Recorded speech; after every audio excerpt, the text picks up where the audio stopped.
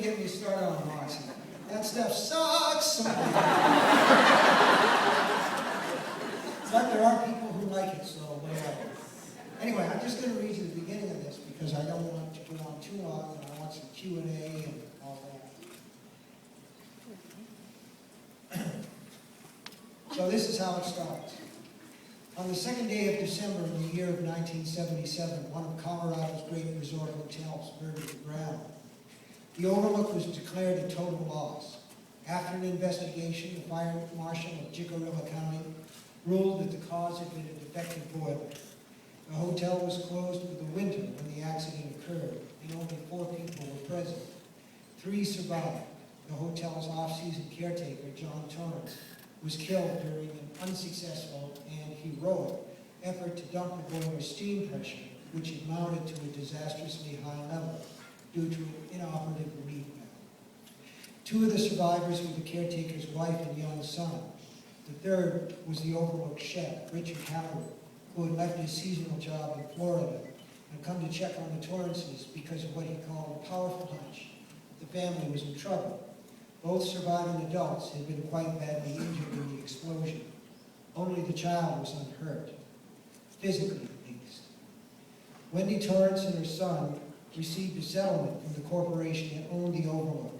It wasn't huge, but enough to get them by for the 3 years she was unable to work because of back injuries. A lawyer she consulted told her that if she were willing to hold out and play tough, she would get more, perhaps a great deal more, because the corporation was anxious to avoid a court case. But she, like the corporation, wanted only to put that disastrous winter in Colorado behind her. She would convalesce, she said, and she did, although her back injuries plagued her until the end of her life. Shattered vertebrae may heal, and broken ribs, but they never cease crying out. Winifred and Daniel Torrance lived in Maryland for a while, then drifted down to Tampa. Sometimes Dick Halloran, he of the powerful hunches, came up from Key West to talk to and visit with them. To visit with young Danny, especially. They shared a bone. One early morning in March of 1981, Wendy called Dick and asked if he could come. Danny, she said, had awakened in the night and told her not to go in the bathroom. After that, he refused to talk at all. He woke up needing to pee.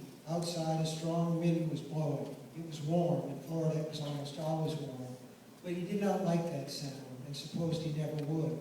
It reminded him of the Overlook, where the defective boiler had been the very least of the dangers.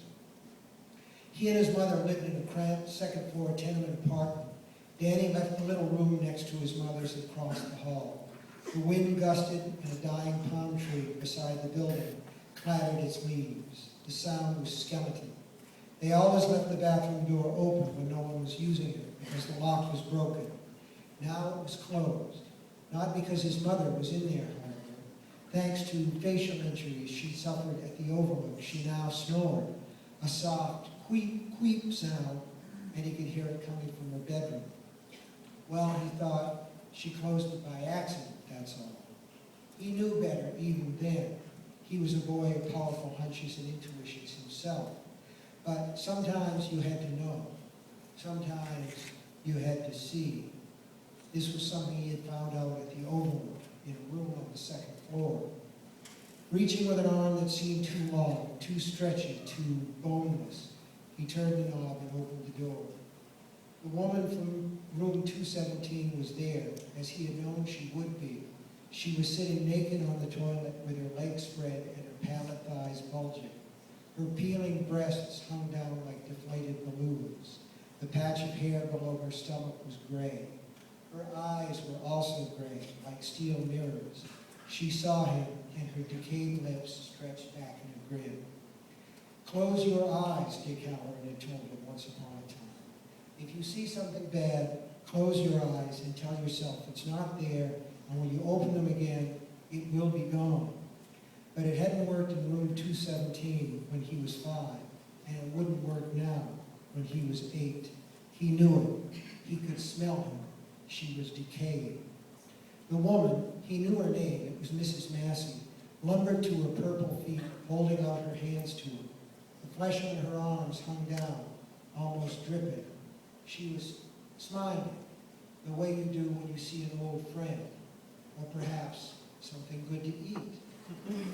With an expression that could have been mistaken for calmness, Danny closed the door softly and stepped back. He watched as the knob turned right, left, right again, and still. He was 8 now and capable of at least some rational thought, even in his horror, partly because in some deep part of his mind he had been expecting this, although he had always thought it would be Horace Derwin who would eventually show up, or perhaps the bartender, the one his father had called Lloyd. He supposed he should have known it would be Mrs. Massey, though, even before it finally happened, because of all the undead things that he overlooked. She had been the worst. Thanks.